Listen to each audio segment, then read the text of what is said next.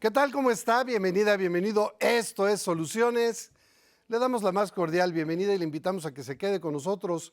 Este jueves es jueves contable y hoy vamos a hablar de la repercusión de las políticas fiscales en todas y en todos los ciudadanos, pero no solo en lo personal, en sus negocios, en sus actividades independientes.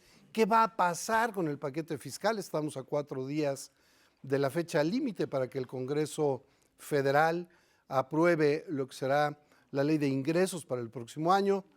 Todo eso y más aquí en Soluciones este jueves. Antes de iniciar la plática, antes de saludar a Fey, vamos primero a esta cápsula que ha preparado la producción y regresamos para iniciar Soluciones.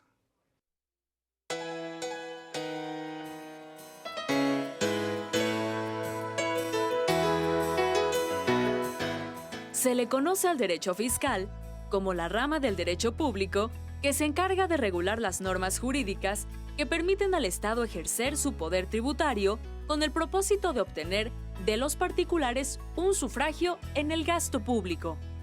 En áreas encargadas de la consecución del bien común, organizando y clasificando toda la información, legislación y normatividad relacionada con los impuestos, lo tributario y lo fiscal. El objetivo básico del derecho fiscal es la recaudación de lo relativo a los impuestos. Por ello cuenta con la potestad para exigir al contribuyente cumplir sus obligaciones con el Estado o comparecer ante éste, ya sea para presentar declaraciones juradas, libros o documentos contables, o facilitar el trabajo de los inspectores del fisco. Principios básicos del derecho fiscal. El tributo solo puede ser impuesto por la ley. El Estado solo puede exigir tributo cuando así lo dispongan las leyes. El particular está obligado solamente a pagar las contribuciones establecidas por la ley. Derecho fiscal y sus divisiones. Derecho fiscal constitucional, derecho fiscal sustantivo, derecho fiscal formal o administrativo, derecho fiscal procesal, derecho fiscal penal y derecho fiscal internacional.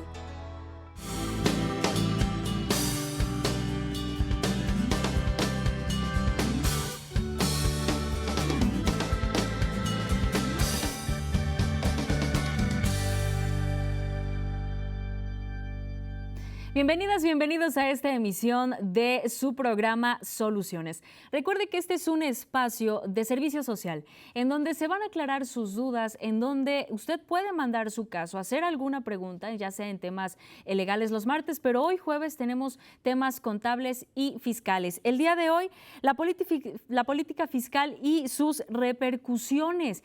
¿Cuánto se va a pagar de impuestos? ¿Cuánto es lo que usted estará pagando en el año 2020?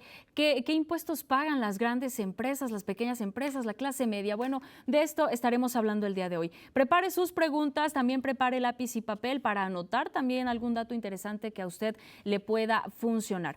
Le voy a comentar, estamos en vivo ya en este momento, no solo en televisión, sino también a través de las redes sociales oficiales de RTV. Usted nos encuentra en Facebook como TV Más y en este momento se está transmitiendo Soluciones ahí en vivo.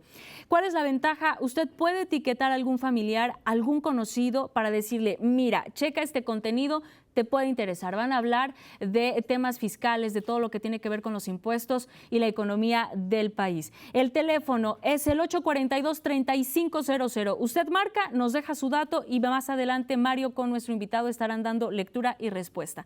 Si prefiere un WhatsApp, lo puede hacer a partir de este momento al 2283 13 97 86. 2283 13 97 86. Voy contigo, Mario.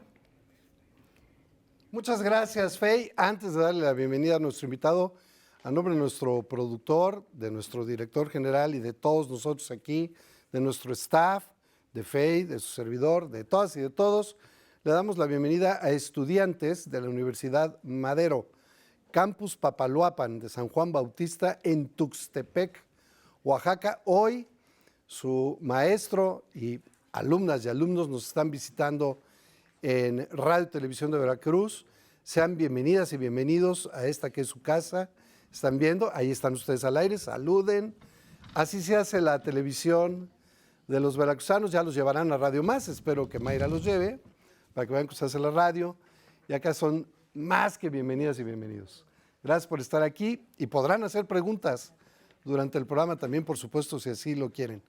Y quien nos ha hecho el favor de venir para desarrollar el tema y resolver sus dudas en este sentido es el doctor en Derecho, Arturo Abraham León Martínez. Bienvenido, doctor. ¿Qué tal? Gracias por estar aquí. No, gracias a ustedes. Y hablamos de políticas fiscales y su repercusión, y de repente cuando oímos el término política fiscal, pues nos da mucha flojera, ¿no? Porque además siempre creemos que no es para nosotros. No, pues es un rollo de grandes empresarios y a mí, pues a mí qué, ¿no? Sí, totalmente. Pero no. Estamos a 4 días de que se autorice el plan fiscal para el próximo año. Hay algunas cosas que ya en la Cámara de Diputados, en comisiones, no han dejado pasar. Así es. Y hay otras que sí. ¿Cómo nos va a repercutir? A ver, Arturo, pudiéramos empezar a hacer un balance, empezando, digamos, por personas físicas, actividades independientes, etcétera. ¿Cómo viene y cómo nos van a repercutir las más relevantes, tal vez? Claro que sí, Mario. Mira, vamos a partir de un supuesto muy teórico, vamos a tratar de entender qué es una política fiscal. Más adelante explicamos los tipos de políticas fiscales y si me permites tú damos cifras y marcamos un panorama del famoso, ya le llaman el 2020, ¿no? Política fiscal. Como tal, la política fiscal es el centro de discusión de todas las decisiones económicas, financieras, bursátiles y políticos sociales de un país. Es el ojo del huracán de todas las decisiones y que todos los gobiernos, todas las entidades financieras lo deben de tener en cuenta.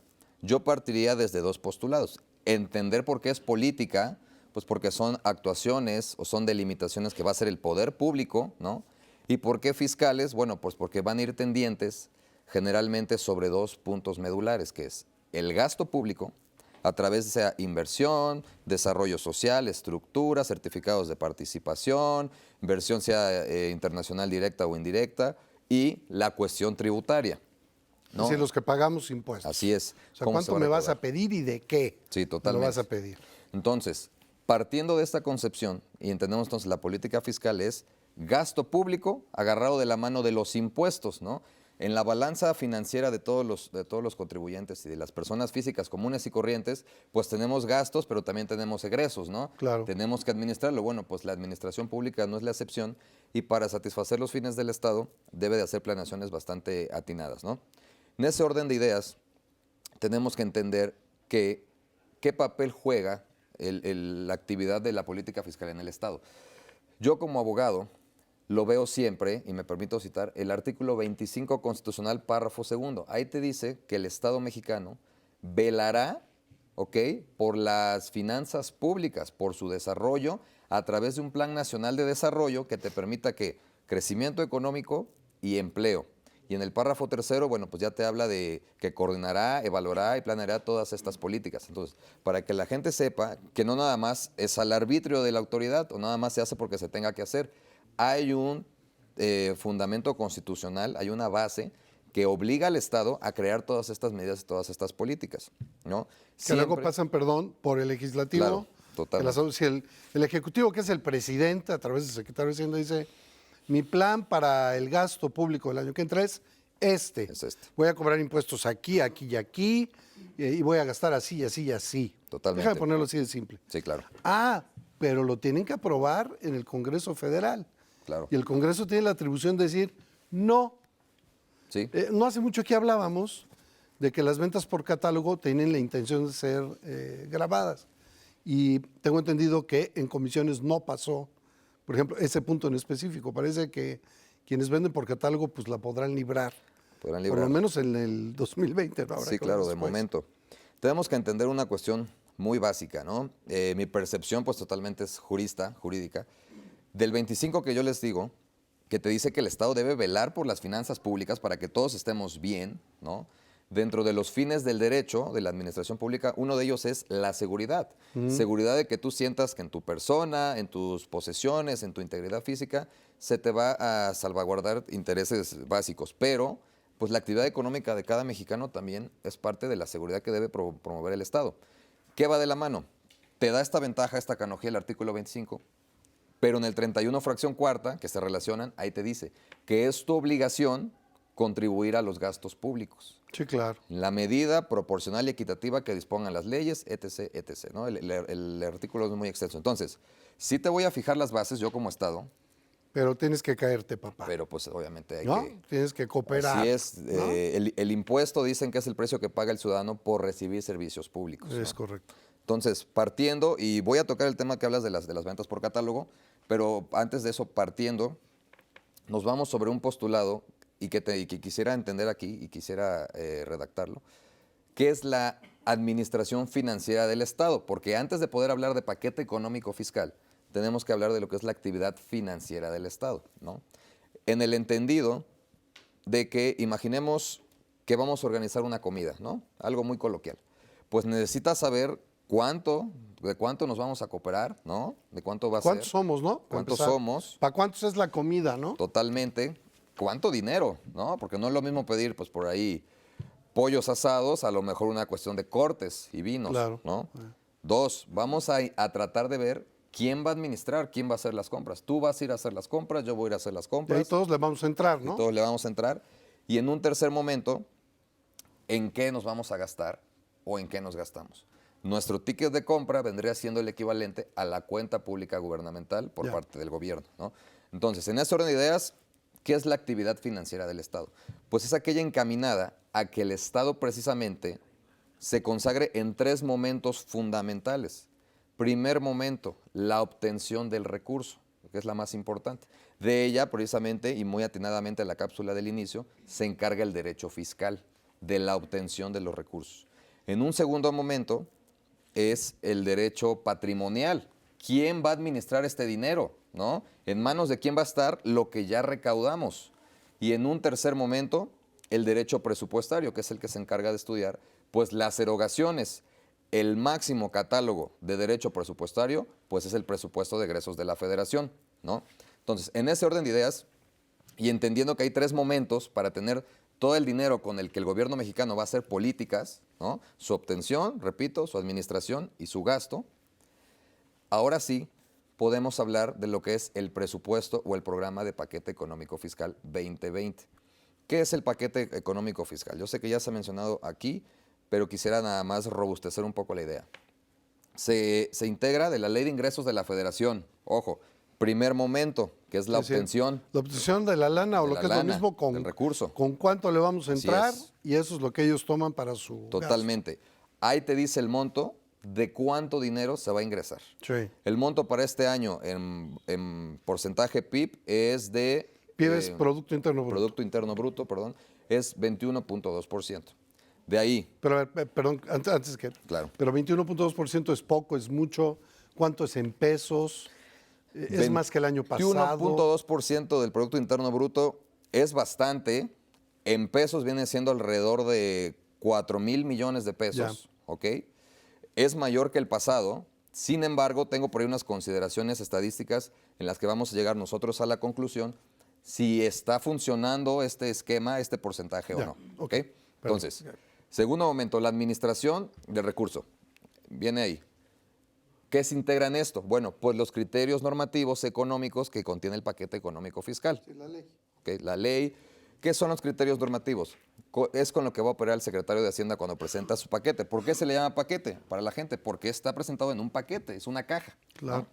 En la de esta administración, pues será una caja de color morado con los héroes emblemáticos, ¿no? Mexicanos. Y en un tercer momento, ¿qué contiene el paquete económico fiscal? Pues el presupuesto de egresos de la Es Federación. decir, lo que va a gastar el En gobierno. lo que nos vamos a gastar. Entonces, momento uno, la obtención. Momento dos, cómo lo vamos a administrar y sobre qué. ¿Qué tiene que ver en el momento dos? Índice Nacional de Precios al Consumidor, estadísticas de la INEGI. Inflación, Producto Interno Bruto. Precio ¿no? del petróleo. Precio del petróleo. Fluctuación monetaria, ¿cuánto amanece el dólar? El dólar cambia todos los días, ¿no? Sí. Y en el tercer momento... Bueno, hasta los cultivos. Claro. Es decir, tú puedes estimar una cosecha de aguacate, déjenme poner una cantidad solo por ponerle de 10 toneladas, y resulta que por cuestiones climáticas solo tienes 20 Claro. O 2, y entonces ya se amoló el tema porque Claro. ese ingreso previsto no va a llegar. Claro, claro. Y ahí operarían cuestiones de subsidios gubernamentales, ¿no? O estímulos, sobre todo. Claro. En materia, lo dice el artículo 39, fracción 2 del Código Fiscal de la Federación, cuando sea justificado por alguna cuestión, como tú mencionas, alguna siniestralidad o Sí, algún claro. suceso o fenómeno climatológico, bueno, pues el gobierno tiene que apoquinar esa parte, ¿no? Entonces, regresando al tema. Y tercer momento, presupuesto de egresos. ¿En qué nos vamos a gastar la lana? ¿Qué te dice el presupuesto de egresos? Yo los invito como ciudadanos, y bueno, mis compañeros juristas no me dejarán mentir, es un catálogo de gastos. Te maneja montos en millones de pesos y en miles de millones de pesos por los conceptos que es lo que vamos a gastar el dinero. A grandes rasgos, ese es el paquete económico fiscal. Ahora, hay una distinción de la cual me gusta hablar, que es por qué a la ley, no sé si ustedes se lo han preguntado, por qué a la ley de ingresos se le llama ley y el presupuesto, De que egresos tiene es presupuesto de efectos egresos. erga omnes para todos, perdón, se le llama presupuesto de egresos. Bueno, porque el presupuesto de egresos incumple o insatisface uno de los requisitos principales para que se contemple una ley, la cual es que sea aprobado por el Congreso. Sí, ¿Ok? esa es Es exclusiva del Ejecutivo. de la, no, pero te corrijo, discúlpame, es exclusiva de la Cámara de Diputados, la aprobación del presupuesto de egresos. Sí. Artículo 74, fracción cuarta. Entonces, Pero no acaba de decir que no pasa por el Congreso. ¿el Esa qué? era la diferencia. ¿El presupuesto de egresos? Sí. Sí pasa. Es una cuestión, cualquiera de las Es que cámaras. nos acabas de decir que esa era la diferencia. La diferencia trascendental es que no es aprobado por el Congreso. El Congreso se compone, es bicameral. Sí, sí, de Senado y diputados. Así es. Sí. Entonces, el presupuesto de egresos solamente es aprobado por la Cámara de Es Diputados. decir, lo que nos quiere decir es no pasa por el Senado. No pasa por el Senado más que para estudios técnicos. Ya. Pero quien tiene la facultad y la potestad de aprobarlo, de darle el visto Es bueno. la Cámara de Diputados. ¿Por qué la Cámara de Diputados, Mario? Porque los diputados son los representantes del pueblo, ¿no? En ese entendido.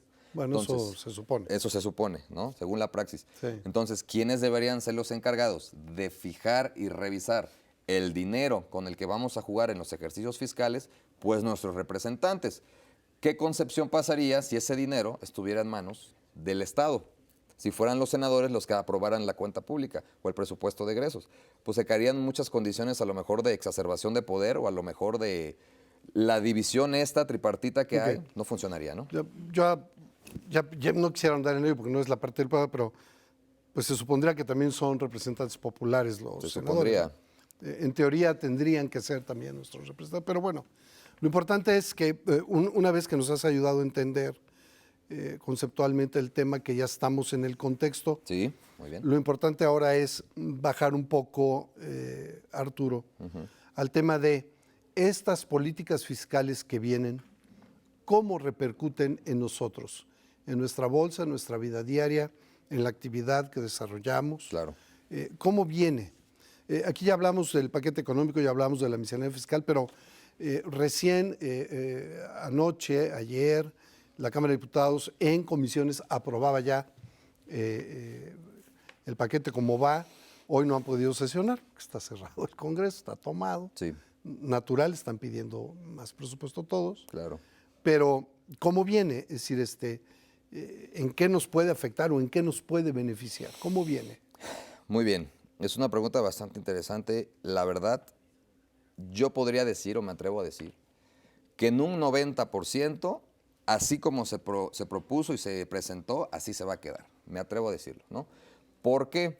Porque el Plan Nacional de Desarrollo que trae la nueva administración desde hace un año, trae esta idea, ¿no? De que quieren implementar sus políticas fiscales, quieren implementar todos sus lineamientos, todas sus directrices, difícilmente lo van a cambiar.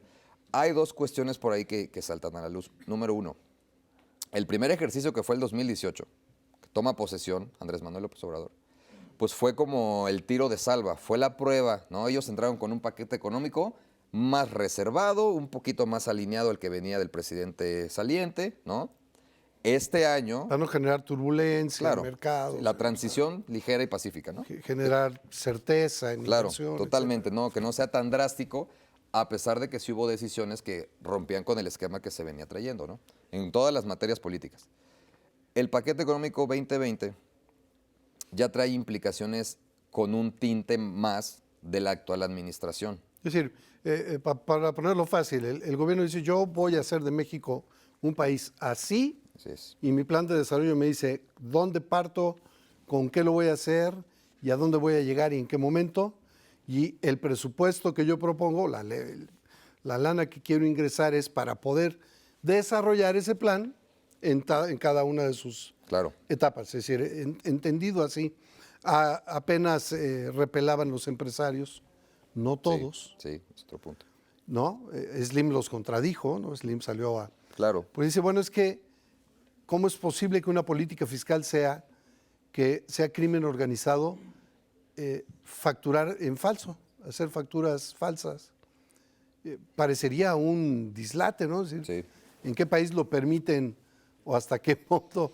Es una ilegalidad.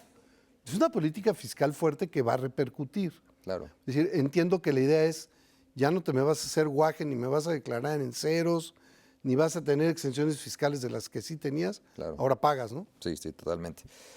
¿Qué trae esta nueva administración, la 4T? Tenemos que entender un poquito, hay una cuestión que se le llama el margen de ganancia económica de un país. Y tenemos el déficit. ¿Qué es un déficit? Bueno, pues cuando tus egresos o tus gastos rebasan a tus ingresos. México tiene un déficit de 2.6% del PIB, es decir, que en 2.6% del PIB, estamos hablando aproximadamente de 200, sí, son 2,000 millones de pesos, debemos, ¿no? Estamos en números rojos. La balanza está al Sí, revés. gastamos 2,000 millones de pesos más de los que teníamos. Así es. Entonces, Y a alguien se lo debemos. a alguien se lo debemos, claro. Final de cuentas, venimos arrastrando cuentas públicas de otros años. Sería injusto decir que la situación es por la actual administración, porque sí es una consecuencia concatenada de muchas otras administraciones pasadas, ¿no? Tenemos por ahí lo que son las ADEFAS, mis compañeros fiscalistas sabrán que son los adeudos de ejercicios fiscales anteriores. Todo eso se viene arrastrando, ¿no? Y para que el déficit de deuda no se incremente, el secretario de Hacienda y Crédito Público obviamente maneja un porcentaje para mantener la deuda de alguna manera Estable. No vamos a salir de deuda, No, pero no la vamos a pero incrementar. no lo vamos a incrementar. Hay incluso un plan para este ejercicio de bajarlo de, tengo el dato por ahí, me parece que es de 45.8, se va a bajar a 45.7, nada más. No, pero es una lana. Es un puntito porcentual. No, pero es ¿cuánto una lana. representa un 1%? No, claro, pues son 500 millones de pesos, cuando menos, ¿no? Es una lana. Es una lana. Entonces, ¿cuáles son las directrices que trae? Entendiendo que hay ese algoritmo económico de un país, debe de ser mayor el de México que el déficit de deuda que tenemos. Claro. Porque si el crecimiento económico es menor que lo que debemos, es lo que se le llama en economía como el efecto termita o el efecto osteoporosis. Un pequeño golpe económico Y se truena. se destruena, sí, Claro, se truena no, la economía. No hay solidez, no hay solidez. bases fuertes. Ya no es recesión, se llega a la depresión económica. Sí, se la brinca, pues. Totalmente. ¿No? O sea, ni siquiera pasa por esa etapa. Se quiebran las finanzas públicas, se quiebra la economía. Entonces, México, afortunadamente, a pesar de que tenemos déficit, ese coeficiente sí es mayor que la deuda que tenemos, porque por las decisiones del actual secretario de Hacienda, Arturo Herrera, hay por ahí un balance para que esa deuda se mantenga estable, para que no se nos dispare. Él dijo por ahí en el Financiero, me parece, dijo, vamos con chaleco antibalas ante el Fondo Monetario Internacional, ¿no? Sí. Que es el que nos presta el dinero. Entonces, entendiendo esto, trae uno de los principales postulados de la actual administración en el 2020 es no a la condonación de impuestos. Todos pagan. Todos pagan. ¿Por qué? Bueno, por la cuestión de hacer esto austero y de hacer esto equitativo, ¿no? Todos van a pagar. Aquí Pues nadie es que tiene los que preferencias. más ganan, querido doctor, Sí, tradicionalmente son los que no pagan. los que no pagan. Y la base tributaria la hemos estado manteniendo. Claro. Los asalariados, los pequeños comerciantes, los pequeños propietarios, los campesinos, los pequeños Totalmente. productores. Y todos los demás siempre han tenido en la ley algo que les permite no pagar o pagar lo menos posible. Eludir Eludir. por ahí, Que ¿no? por eso están enojados, porque ahora les cambian la política fiscal, ya no te vas a poder deducir todo, ya no lo vas a poder eludir, ya no vas a poder tampoco tener condonaciones fiscales. Claro. Ah, pero si además facturas en falso, te vas a ir al tambo porque es delincuencia organizada. Y se quejaron amargamente que es un terrorismo fiscal. Sí, sí, es un término que está ahorita en boga. Las confederaciones patronales están totalmente bueno, pues indignadas, ¿no? Están totalmente en contra de estas disposiciones. ¿Qué pasa? Justos pagan por pecadores. ¿Me lo sigues diciendo después de la pausa? Claro. Fíjate que tenemos que hacer una pausa y regresamos. Ya tenemos el contexto, vamos a regresar con más. Vamos rápido contigo, Fey, y regresamos después de la pausa.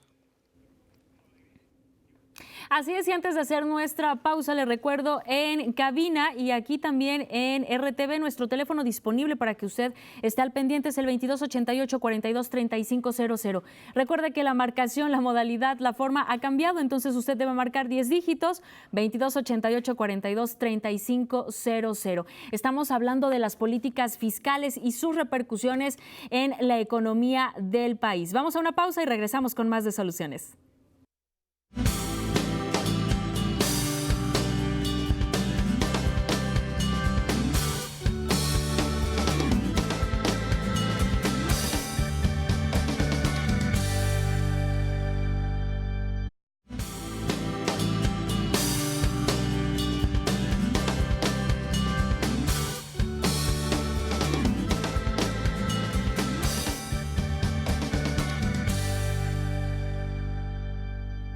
Estamos de regreso en Soluciones. Estamos hablando de las políticas fiscales, todo lo que tiene que ver con los impuestos, la economía del país. Todos pagamos impuestos, todos los sectores, todos pagamos impuestos, pero ha existido uno que ha logrado evadir pagar impuestos. Por ejemplo, se habla de 400 grandes empresas. 400 grandes empresas en México han logrado evitar pagar impuestos. Así como usted lo escucha, 400 grandes empresarios y empresas prácticamente no pagan impuestos y aun cuando obtienen ganancias de 5,000 billones de pesos. Las grandes empresas registran a otras empresas en las que supuestamente tienen pérdidas y hacen un balance de todo el corporativo y al final resulta que no obtienen utilidades y no pagan impuestos. Esta es una manera en la que han operado. Así es, ahora voy también con ustedes, Mario, pero también les comento. Fíjense que se ha registrado en los últimos años la evasión de impuestos de personas físicas que prestan servicios profesionales médicos. Esto ascendió a 3,400 millones de pesos, lo que equivale al 29.6% de recaudación potencial del impuesto sobre la renta. Es decir, no solo el comercio informal, sino que también, quienes prestan servicios profesionales médicos, pues también ha logrado evadir impuestos. Voy contigo, Mario. Gracias, Fey. ¿Qué números, no? Pues es que uno va con el médico, ¿verdad, Arturo? Claro. Te cobra en F, no te da recibo y ahí fue. Sí, totalmente. Pues, esa es la parte donde todos nos enojamos, ¿no? Sí, totalmente. ¿Cómo es posible? Oye, antes de entrar rápido a los ejemplos, me hablas de lo de los catálogos, todo esto no es malo. Rápido, Pemex. Petróleos Mexicanos. En este año, en este PEF 2020, de $55 por barril, que fue en el año anterior, ahora van a ser $49 por barril. Muy conservador, ¿verdad? Muy conservador, pero se va a traducir en menores ingresos petroleros. Entonces, de alguna manera, esta decisión se toma por una cuestión. Uno, por los trabajos que están haciendo en Dos Bocas. Por lo que se está haciendo en cuanto se va a incentivar el IEPS, Impuesto Especial sobre Producción y Servicios. El IEPS grava aquellas producciones como los refrescos, los productos azucarados, el tabaco, el licor, entonces como se le va a dar... Pero sí van fuertes con ellos. Sí, es bastante fuerte. Se le da un incremento. Alcohol y tabaco en aras, obviamente, de promover la salud, ¿no? Bebidas azucaradas, refrescos, jugos, panes, galletas también, por lo mismo. Son fines extrafiscales, ¿no? Como se va a incentivar esto, ¿ok? Y de alguna manera hay recursos por ahí gubernamentales de inversión en cuestiones petroleras, Dos Bocas, ¿no? Y por ahí también lo de las refinerías están pendientes. Están tratando de ser conservadores en el precio de dólares por barril. Se va a traducir en menores ingresos petroleros, pero precisamente la Secretaría de Hacienda maneja un déficit por ahí de 0.3% del PIB. Es decir, ya están amortizando que cuando venga esa falta de recursos, con otros ingresos que se vayan incrementando, ahí se compensa. Ahora que hablabas de eso, entonces, si va a haber, y ahí la naturaleza del programa de hoy, las repercusiones de estas políticas fiscales en nosotros. Claro. Si van a agravar muy fuerte, tengo entendido, bebidas azucaradas, refrescos, tabaco, eso nos repercute. Claro. El productor no lo va a absorber, No.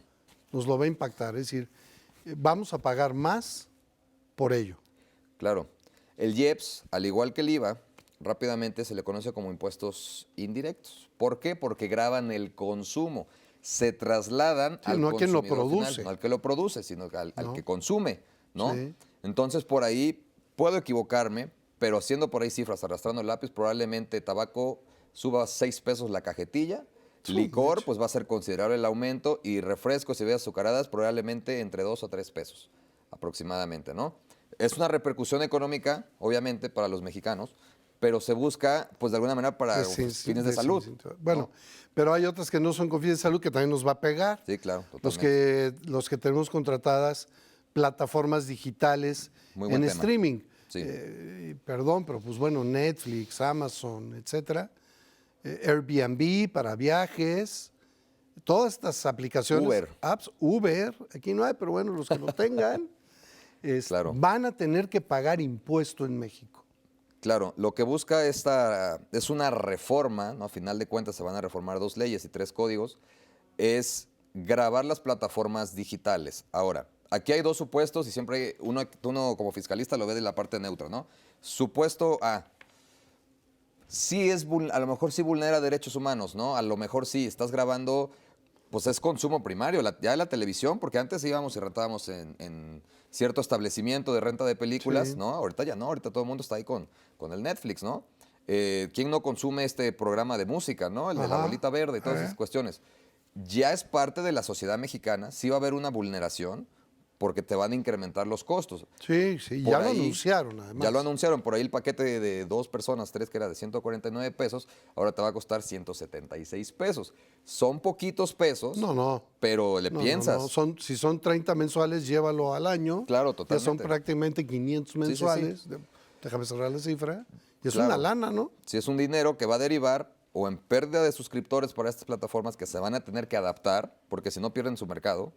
Y está el otro punto de vista, que dicen, a ver, son más de 50 países los que pagaban el impuesto, en este caso IVA, impuesto al valor agregado, pagaban impuesto por Netflix, pagaban impuesto por Spotify, por Uber, por todo esto.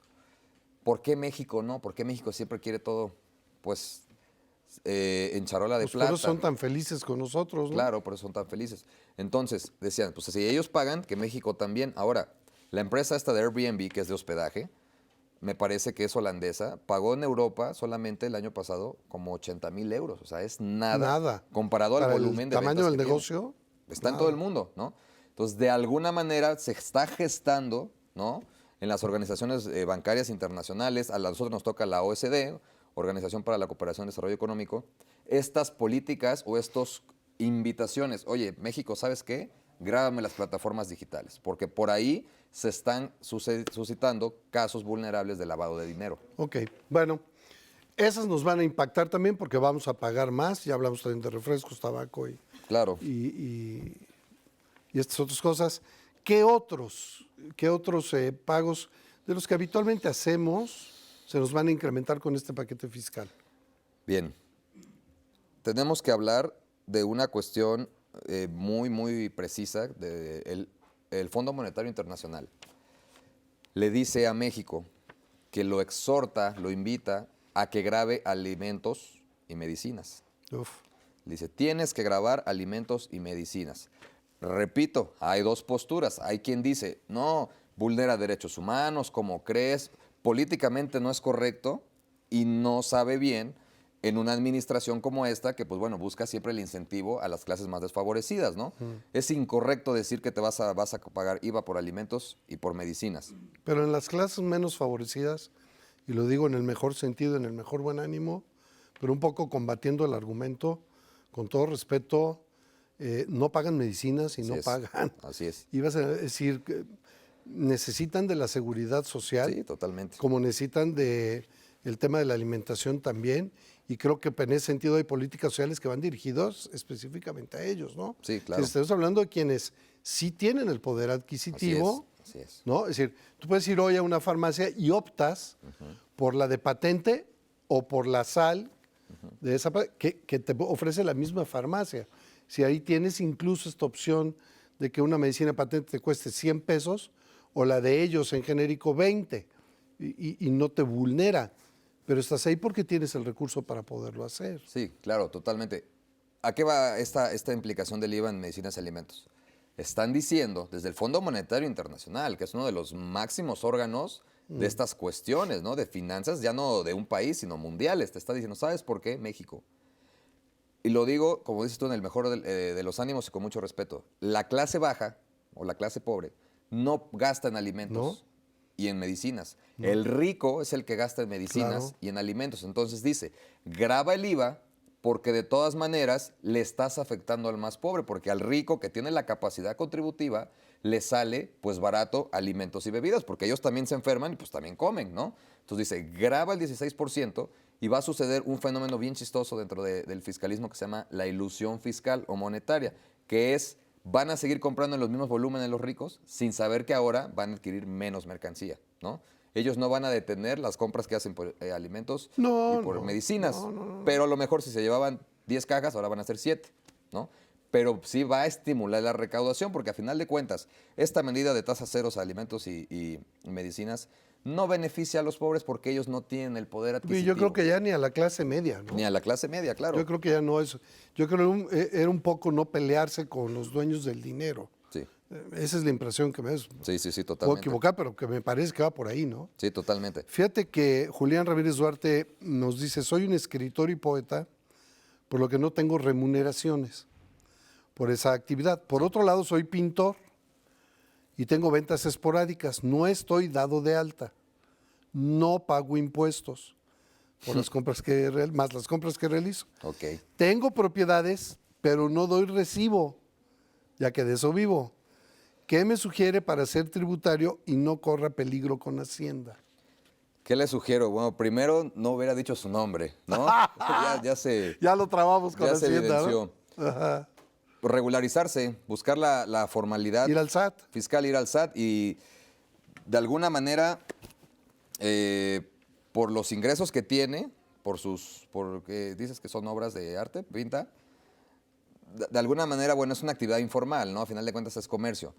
Pero es escritor y si él está recibiendo una nómina, tiene que darse de alta. Sí, bueno, una editorial le paga. Si le están pagando. Y está registrado. Aunque no sea a manera de, pues no es un honorario, a lo mejor le están pagando ahí como, o lo tienen de alta como administrativo. Como sea, asesor, pero como le están sea. dando una lana. Tiene ¿no? que pagar y habría que checar si sus montos exceden del permitido para ser sujeto de declaración anual, que son 400,000 pesos. Te platicaba yo al inicio, y yo te ruego me desluce en ese sentido, me pareció leer ayer, no sé si en la madrugada esto se haya modificado, que quienes venden por catálogo finalmente no pagarán impuestos en el año que entra. ¿Es así? Porque sí era una pretensión. Sí. Por ahí, un saludo, no tengo el gusto de conocerlo, pero Gonzalo Juárez vino aquí a tu programa y habló de esto, que era la actividad informal formal. Porque si bien las ventas por catálogo se emanan de una empresa que paga sus impuestos, que está constituida, que está bajo las leyes mexicanas, los que venden, ¿no? Los emisarios, los que se le llamaban ventas por canvaseo, que según el volumen de venta ellos reciben una comisión, querían hacerlos sujetos de esta venta. Hubo por ahí pugnas, hubo por ahí cuestiones de que el secretario de Hacienda dijo, bueno, vamos a revalorizar, ¿no? La Comisión de Estudios Fiscales de la Cámara de Diputados, que está para eso, Comisión de Hacienda y Crédito Público, se encarga de valorizar esto. Yo siento, me atrevo a decir que el secretario de Hacienda tiene una postura un poco más flexible, pero de arriba probablemente digan, oye, no, que entre el paquete tal y como está. Y por eso te decía en un principio, yo creo que en un 90% así se va a estipular en el 2020. Difícilmente va a cambiar, o si no cambia ahorita, al rato sacan algún decreto, alguna vía de resolución miscelánea y de ahí lo van a cambiar. ¿Qué otros ingresos de manera significativa consideras tú que debemos de saber que vamos a tener que pagar impuestos y que no los veníamos pagando? Bueno, los más importantes, plataformas digitales. Estamos en el tema pendiente, yo creo que en esta semana se resuelve lo de las ventas por catálogo y hay otra cuestión que te maneja la ley de los famosos ingresos por arrendamiento, que también es una reforma. Esto no es algo nuevo, pues toda la vida el casero, llámese así, que renta su casa, ¿no? Le pagan una renta, pues él tenía que pagar un impuesto porque es un ingreso. Como recordamos, el impuesto sobre la renta lo que grava es la riqueza o el ingreso de las personas, sean Claro. físicas o sean morales. Ajá. Tú te puedes dedicar a vender paletas, te puedes dedicar a ser abogado, te puedes dedicar a hacer lo que tú quieras, pero si estás generando riqueza del país y la Tienes estás que aquí, contribuir. hay que contribuir. Artículo 31, fracción cuarta, así empezamos, ¿no? Sí. ¿Qué pasa? De alguna manera esto no es algo nuevo, pero sí están coartando y sí están obligando a los arrendadores, a las personas que se dedican a la renta de casas, de bodegas, de pensiones, cualesquiera, que en caso de tener un juicio donde las rentas vencidas por un arrendatario que no pagó, que fue informal, ellos tienen derecho, el juez va a decir, pásame tu contabilidad. Y si ¡Pum! tú expediste los FDIs correctamente, tienes derecho a esas remuneraciones. Recuerda que el CDFI es la factura electrónica, pues, ¿no? Factura electrónica, comprobante fiscal digital sí. por internet. Es decir, Entonces, ¿qué pasa? ahí se lo van a trabar. Tuviste un arrendatario no las va a tener. moroso, tanto te toca, las rentas vencidas ten para ti, pero enséñame tu contabilidad y tus FDIs debidamente expedidos y requisitados. No, pues no los tengo. Pierdes tus rentas, pierdes el juicio o la materia del juicio, ¿y qué va a pasar? Te señalas como responsable de, por ahí un supuesto de, pues sí, Pues es una evasión de incumplimiento de obligaciones fiscales, una evasión Es fiscal. una evasión fiscal. Entonces, es salvarte una, pero darte el balazo en el pie por otra. Entonces, viene severa esa medida. Ya por ahí se escuchan, ¿no? El caminar de los amparos seguramente van a venir, porque sí creo que vulnera derechos humanos. Sí creo que en ese sentido es esa connotación. Pero a ver, si los vulnera, estoy de acuerdo. Sí, Entiendo el origen del porqué. Pero finalmente son hombres y mujeres que están obteniendo un ingreso totalmente. y que a diferencia, permítame ponerme en el grupo de los Sí. asalariados, nosotros sí, a fuerza, es más, las empresas nos cobran a lo chino el impuesto, nos lo retienen y lo pagan. Sí. Entonces yo sí estoy contribuyendo y tú que tienes 2, 3, 4 casas, un edificio de departamentos, una bola de bodegas ahí en algún lugar, que a todo dar, ¿no? Ganas la nototota rentando, no pagas impuestos y todavía te indignas porque te los van a meter a cobrar. Pues es que por eso México no ingresa más. Es decir, a mayor ingreso, siempre en este país han tenido más facilidades para no pagar. Claro, digo...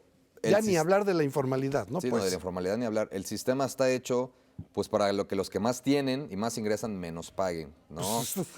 Pero, pues con razón México está así. sí, claro, pero uno de los principios fundamentales de los impuestos o de esta Sí, materia equitativo. es, aparte de ello, que venga en una ley. El principio de seguridad Claro, jurídica. sí, Sí, claro, te lo están claro, violentando porque de alguna manera es un chantaje. ¿Quieres tus rentas vencidas, arrendador? Pero compruébame que tú tomaste la normatividad y estás adecuado a derecho, ¿no? Enséñame tus facturas electrónicas. No las tengo, pues te das el tiro de gracia. Es una cuestión. Entonces habría que adecuar la ley, es decir, a lo mejor tengo que darle vista al SAT que no las tienes, que no tienes esta actividad, que las estás reclamando, Claro. pero no puedo tampoco dejar, porque si no, también el que está pagando la renta, ahí se te queda. Sí. A ver, ahora sácame, Claro, totalmente. ¿no? Viene siempre la contraparte, ¿no? El mexicano es muy creativo cuando Uy, padre. de incumplir las disposiciones fiscales. Sabemos cómo darle vuelta, Sí, ¿no? claro, totalmente. Somos muy creativos, ¿no? Entonces, a grandes rasgos creo que esto es el volumen. Ya les dije, IEPS, sí va a salir, se va a encarecer un poquito la bebida azucarada, los tabaco, licor. Gasolina. La gasolina en este primer trimestre se va a mantener igual, pero sí paulatinamente va a ir creciendo, por lo que les conté, de que hay que compensar que bajamos el precio del petróleo. ¿Por qué? Porque ya le estamos subiendo el IEPS a los alimentos azucarados. Sí sería muy intransigente de la autoridad subirle IEPS a alimentos azucarados y luego aparte otro IEPS a la gasolina, ¿no? Claro. Entonces está tratando como de compensar por ahí un balance. Otra cuestión que yo le podría decir a los ciudadanos contribuyentes. Margarita Ríos Farjat, que es la jefa del SAT, y que es nuestra jefa, ¿no?, del Servicio de Administración Tributaria, dijo por ahí que México, su gran, pues a lo mejor defecto, su gran talón de Aquiles es, todo lo queremos compensar con Pemex. Todo gira en torno al petróleo, Sí. cuando pues tienes petróleo en otras partes del mundo, ¿no? Entonces, ¿qué pasa? Hablando del tema de políticas fiscales, cuando tú todo se lo dejas a un recurso, te vuelves ineficiente, te vuelves Claro. flojo, porque que el petróleo lo solucione. No creas nada. Ya no creas políticas no fiscales promueves inteligentes. nada. No promueves nada. Entonces, en La esa lana ahí línea, está. ella trae 4 líneas de acción, que me permito aquí decir que es por acciones en favor. el interior del SAT, trae acciones normativas, trae una nueva idea que dice el civismo fiscal, que desde muy pequeños a los niños Sepas. se les implemente, se Claro, les enseñe, oye, claro. tú cuando crezcas tienes que pagar impuestos. Claro. Así funciona tu país, así se financia Claro. tu país y de esto sale de tanto y tienes que pagar tanto. Sí, hay ¿no? que generar esa cultura en las nuevas generaciones, ¿no? Claro, es una cultura y muy atinado. Sin Sí, embargo, sí, sí. el punto cuarto, que son las acciones operativas, sí me parece un poquito aventurado y temerario. Digo, no está ahorita en el paquete económico 2020, pero a lo mejor esta disposición puede estar para el 2021, ¿no? ¿Qué es cuál? Que dice que ella quiere eliminar la firma electrónica avanzada. Ah, caray. Ella, sea en materia mercantil, que es firma electrónica, la quiere Sí. quitar y que solamente sea la e-firma del SAT para todos tus movimientos financieros, bursátiles, bancarios, tributarios, fiscales, todo. Quiere homologar y unificar una sola firma. ¿Por qué es peligroso esto? Porque prácticamente, pues te estás poniendo, ¿no?, la soga en el cuello ante el SAT, totalmente. Sin embargo, y es algo que yo como consultor fiscal, les recomiendo que tengan mucho cuidado. El artículo 55 de la Ley de Renta te dice que las entidades bancarias y financieras le tienen que avisar al SAT Claro. de tus transacciones financieras y, ojo, cuando excedan de 15,000 pesos los depósitos en efectivo. A ti te depositan 18,000 pesos en efectivo, Y ya le avisaron ya al están SAT. triangulando la información. Entonces, ¿Y aguas de ahí. dónde viene? ¿Por qué llegó? Claro. Y te la van a cruzar con tu declaración. A ver acá, papá. Claro. ¿De dónde vino esto? Sí, están cerrando, ¿no?, los candados para que tú no tengas ni por dónde moverte. Entonces, tengan cuidado con sus depósitos en efectivo. Y viene ahorita otra cuestión que nos va a pegar, digo, las repercusiones, ¿no? De esto es la temática de este programa. La reforma penal fiscal que le llaman, del famoso huachicoleo de facturas. ¿Qué era eso? No se trata que eran facturas falsas, las facturas eran tangibles, o sea, estaban existentes. Simulaban operaciones inexistentes. Era una ilegalidad. Una pues. ilegalidad, Pues es una totalmente. ilegalidad. Y sí se le va a dar un tratamiento de delincuencia organizada, que impera la prisión preventiva oficiosa. Y por ahí, citando a Miguel Carbonell, dijo, es que eso violenta el Estado de Derecho porque te vas a la cárcel sin juicio, nada más porque hay un señalamiento, porque lo dice la reforma, que señale que tú andas ahí comprando facturas o vendiendo facturas. Ese es el huachicoleo de las facturas. ¿Por qué hacen esto los empresarios o las personas físicas también? Tú compras facturas para simular operaciones y puedas reportar gastos y te va a dar menos impuesto a pagar.